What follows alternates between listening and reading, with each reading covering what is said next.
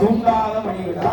தூண்டாத மணிவிளக்கின் அடிவாரத்திலே அந்த மணிவிளக்கு அடிவாரத்திலே வந்து நீ முந்திய நாடி முந்தி வந்து இருந்தீரானால் ஈசனை நாடி தவம் செய்தியானால் ஆமா பகவான் ஈசன் உனக்கு பிள்ளைகளும் தருகிறேன் என்று சொல்லும் போது சொல்லக்கூடிய நேரம் அந்த வார்த்தை காதிலே கேட்டு என்ன செய்தால் தெரியுமா? ஈரமாந்த துயில் கிடைத்தால் மறு 8ஆம் நாளில் கோடீஸ்வரம் நனைய நீந்து 1000 நாள் மணிமண்டபத்திலே வந்து தூண்டாத மணிவிளக்கு அடிவாரத்திலே வந்தான் 32ஆம் தூணிலே வந்து மணிவிளக்கு அடிவாரத்திலே வந்து அழகாக முந்தி தெய்வம் செய்கிறான். எப்படி செய்து வருகிறான்? எப்படி செய்கிறான்?